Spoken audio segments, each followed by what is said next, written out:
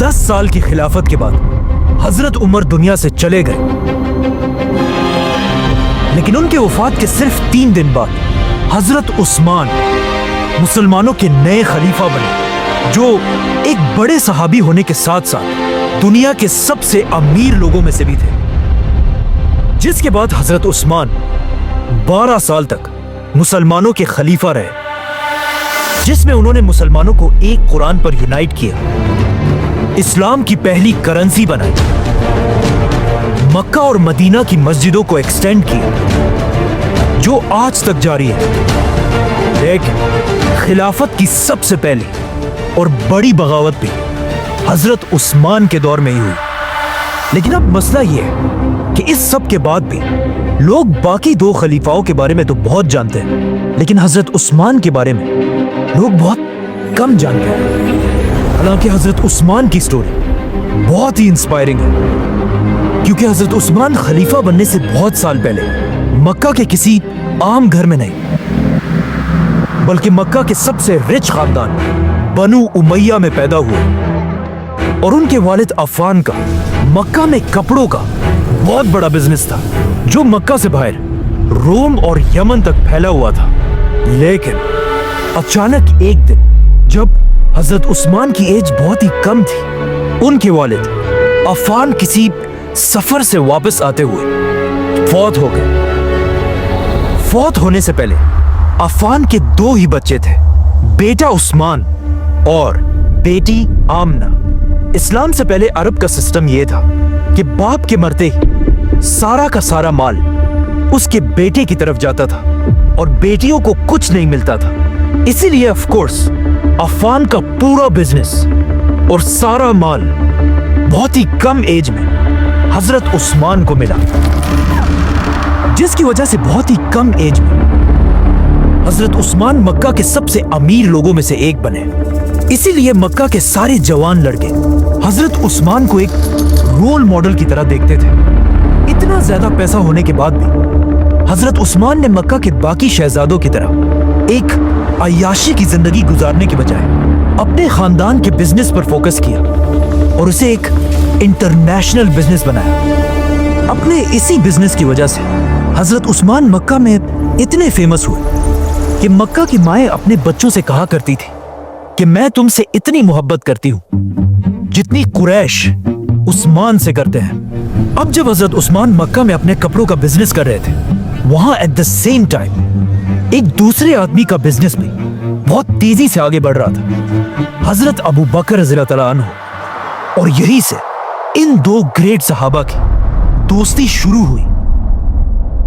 Now جب حضرت عثمان کا بزنس مکہ میں اپنی پیک پر تھا، ایگزیکٹ اسی ٹائم مکہ کے ایک غار میں رسول اللہ صلی اللہ علیہ وسلم پر پہلی وحی نازل ہوئی۔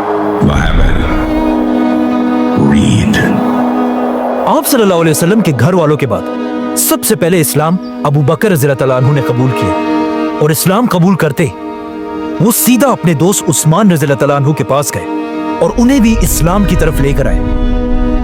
حضرت عثمان، جنہیں مکہ کے جوان اپنا رول ماڈل سمجھتے تھے، ان کا اسلام قبول کرنا پورے مکہ اور اسپیشلی ان کے خاندان بنو امیہ کے لیے ایک بہت بڑا دھچکا تھا، کیونکہ حضرت عثمان کے بعد سب کو اس بات کا پتا تھا کہ اب مسلمانوں کو پیسوں کی زیادہ کمی نہیں ہوگی، کیونکہ حضرت عثمان بنو امیہ کے پہلے اور اکیلے شخص تھے جنہوں نے اپنے خاندان کے خلاف جا کر اسلام قبول کیا تھا۔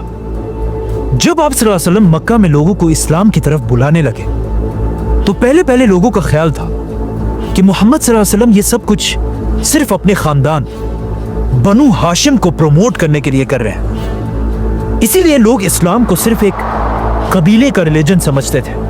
لیکن اچانک ایک دن قرآن کی ایک سورت نازل ہوئی، سورہ مسد، جس میں اللہ نے مکہ کے سارے لوگوں کو چھوڑ کر آپ صلی اللہ علیہ وسلم کے چچا ابو لہب اور اس کی بیوی کے لیے بہت ہی سخت الفاظ یوز کیے، تاکہ ان آیتوں کی وجہ سے سب کو پتہ چل جائے کہ اسلام کسی خاندان کے لیے نہیں بلکہ پوری دنیا کے لیے ہے۔ لیکن اب مسئلہ یہ تھا، جس چچا کے بارے میں قرآن کی یہ آیات نازل ہوئی تھی उसी के 2 बेटों के साथ आप सल्लल्लाहु अलैहि वसल्लम की 2 बेटियों का निकाह हो चुका था। तो अब जब इन आयात का आप सल्लल्लाहु अलैहि वसल्लम के चाचा अबू लहब और उसकी बीवी को पता चला तो उन्हें बहुत गुस्सा आया और उन्होंने आप सल्लल्लाहु अलैहि वसल्लम से बदला लेने के लिए अपने बेटों को हुक्म दिया कि वो आप सल्लल्लाहु अलैहि वसल्लम की बेटियों को तलाक दे दें। अब जब हजरत उस्मान रज़ियल्लाहु तआला अन्हु ने यह देखा कि सिर्फ आप सल्लल्लाहु अलैहि वसल्लम को कमजोर करने के लिए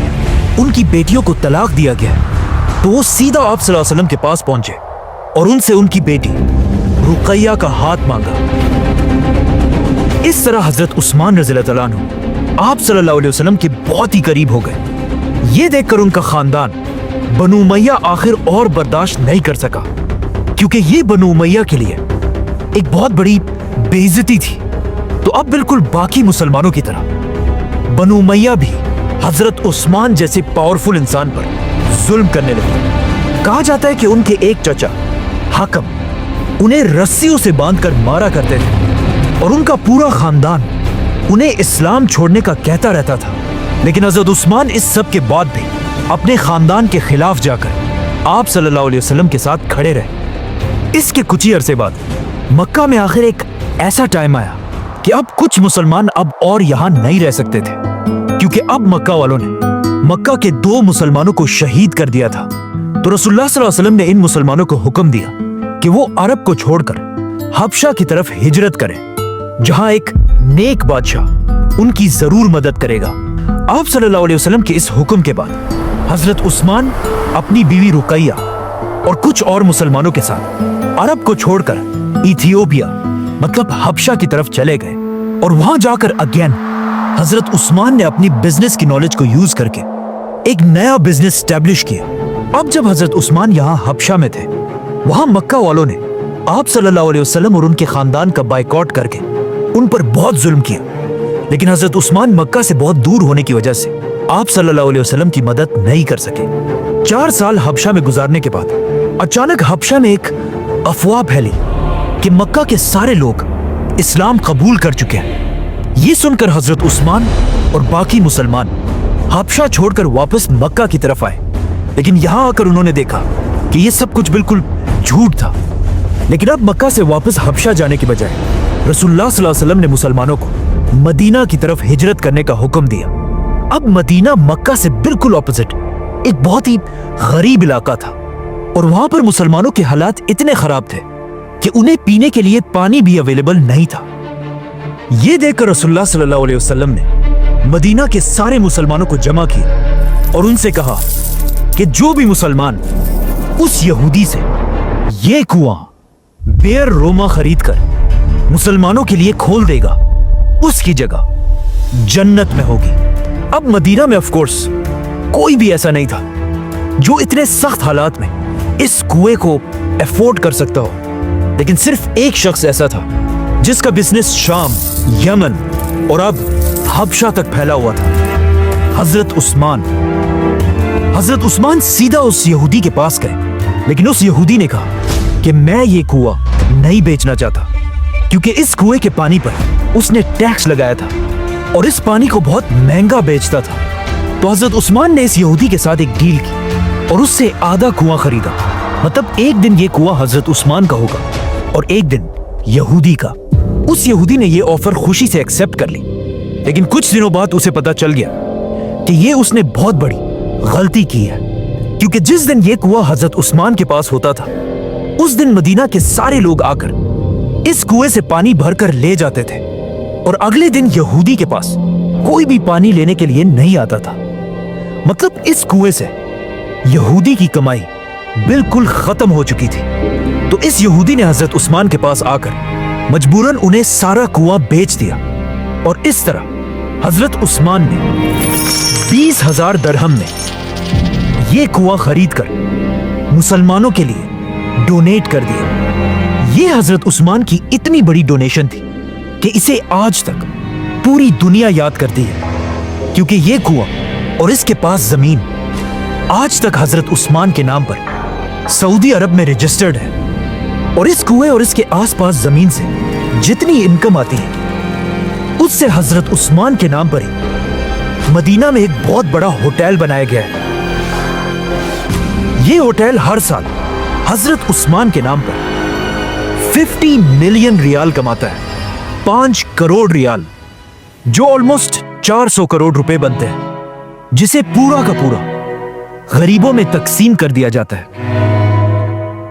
مطلب حضرت عثمان واحد صحابی ہیں جن کے نام سے آج تک اللہ کی راہ میں کروڑوں دیے جاتے ہیں. یہ کنواں خریدنے کے کچھ ہی عرصے بعد اسلام کی پہلی جنگ کا ٹائم آیا, جنگ بدر, جس میں رسول اللہ صلی اللہ علیہ وسلم مدینہ سے 313 مسلمانوں کی فوج لے کر بدر کی طرف روانہ ہوئے.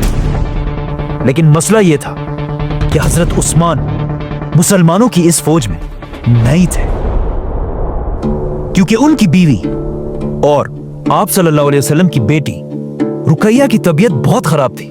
اسی لیے آپ صلی اللہ علیہ وسلم نے حضرت عثمان کو مدینہ میں رہنے کا حکم دیا. لیکن اب جب آپ صلی اللہ علیہ وسلم اور مسلمان جنگ بدر لڑنے میں بزی تھے, وہاں ان کی بیٹی رقیہ کی طبیعت بہت خراب ہوئی اور وہ اس دنیا سے چلی گئی. جب رسول اللہ صلی اللہ علیہ وسلم جنگ بدر جیت کر واپس مدینہ پہنچے تو مسلمان بہت خوش تھے اور جنگ جیتنے کا جشن منا رہے تھے. لیکن اسی وقت آپ صلی اللہ علیہ وسلم کو ان کی بیٹی رقیہ کی موت کی خبر دی گئی, جس پر آپ صلی اللہ علیہ وسلم کو اس جیت کے دن بھی بہت دکھ ہوا. رقیہ رضی اللہ تعالی عنہا کی موت کے بعد مدینہ کے لوگوں نے دیکھا کہ حضرت عثمان بہت ہی دکھی اور پریشان رہنے لگے, اور جب ان سے پوچھا گیا تو انہوں نے بتایا کہ رقیہ کی موت کا دکھ تو مجھے ہے ہی, لیکن مجھے اس بات کا بھی غم ہے کہ ان کے جانے کے بعد میرا رشتہ رسول اللہ صلی اللہ علیہ وسلم کے ساتھ ٹوٹ چکا ہے.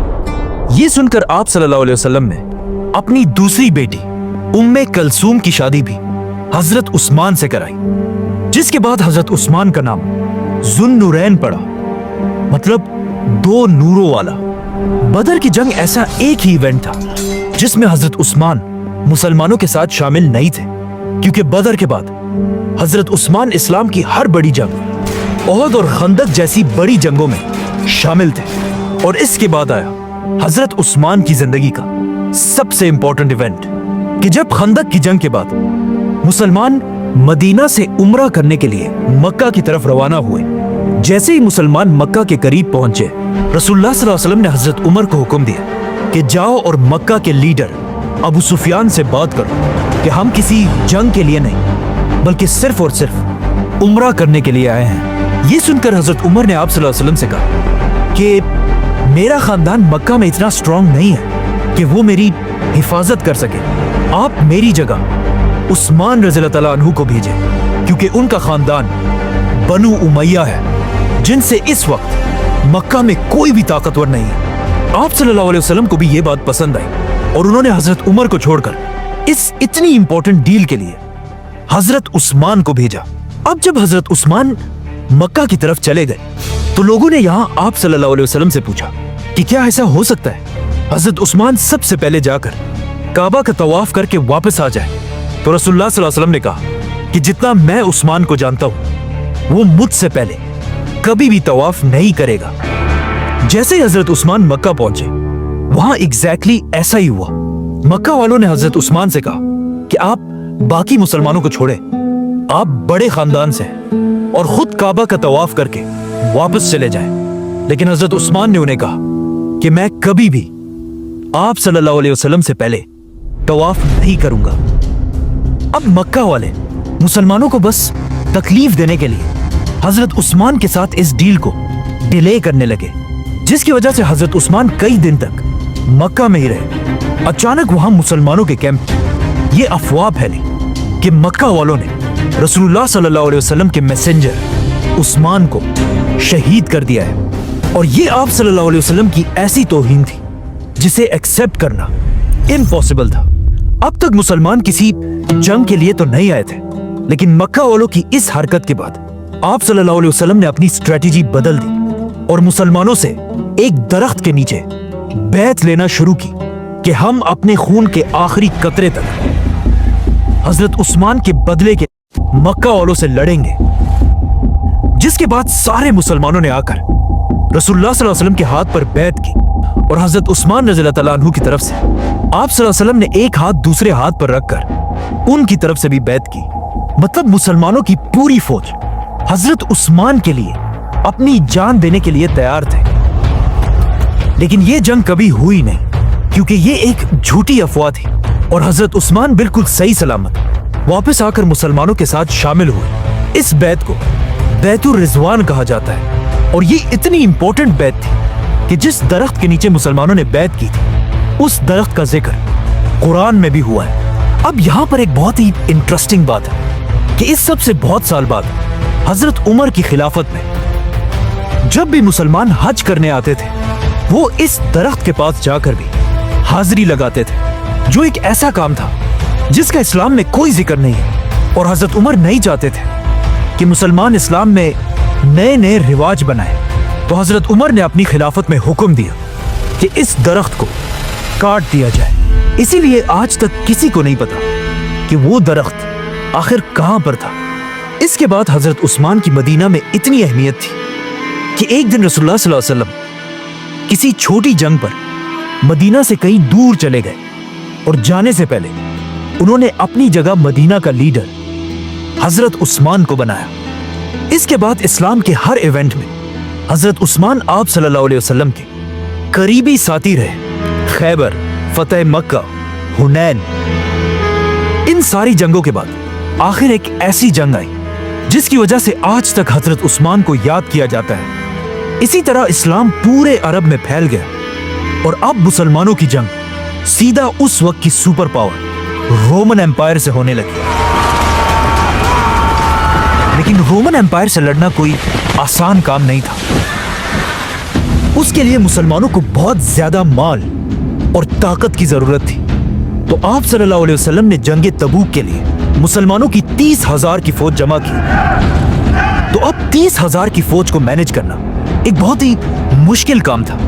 इसीलिए रसूलुल्लाह सल्लल्लाहु अलैहि वसल्लम ने पूरी मुसलमान उम्मत से अपील की कि जिससे जितना हो सके इस फौज की मदद के लिए खर्च करे, और जो भी इस फौज की अपने माल से मदद करेगा इसके बदले में उसे जन्नत मिलेगी। ये सुनकर हजरत अबू बकर ने अपने घर का सारा सामान लाकर डोनेट कर दिया। हजरत उमर ने अपने घर का आधा सामान, मुसलमान औरतों ने अपने जेवर, और इवन एक गरीब सहाबी ऐसे भी थे जिन्होंने कुछ खजूर लाकर आप सल्लल्लाहु अलैहि वसल्लम के सामने पेश की, जिससे ऑफ कोर्स मुसलमानों की फौज को फायदा तो हुआ।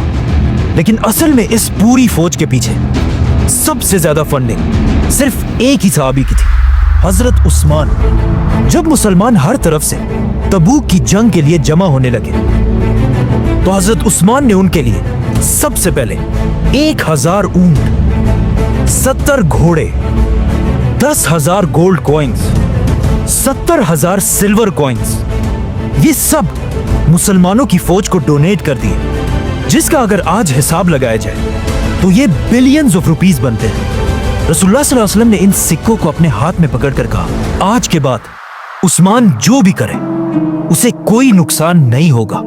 हजरत उस्मान और बाकी मुसलमानों की मदद से मुसलमानों की फौज मदीना से रोमन एम्पायर की तरफ रवाना हुई। लेकिन ये फौज इतनी बड़ी थी कि सिर्फ इसके खाने पीने का खर्चा भी बहुत बड़ा था, और कुछ ही दिनों बाद इस फौज के खाने पीने का सामान खत्म होने लगा और लोग रसूलुल्लाह सल्लल्लाहु अलैहि वसल्लम की तरफ मदद के लिए देखने लगे। ये देखकर हजरत उस्मान फुल स्पीड गए और एक बार फिर कई ऊंटों को खाने पीने की चीजों से भरकर मुसलमानों की फौज की तरफ लेकर आए।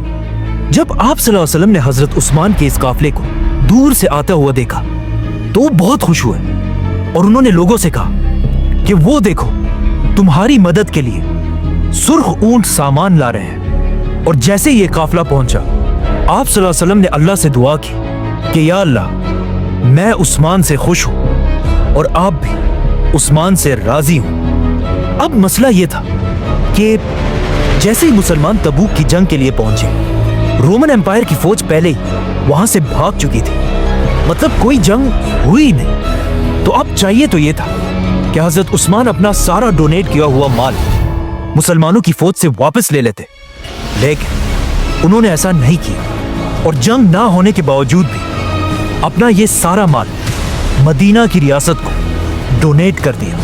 اس طرح آپ صلی اللہ علیہ وسلم اپنے آخری دن تک حضرت عثمان سے خوش رہے۔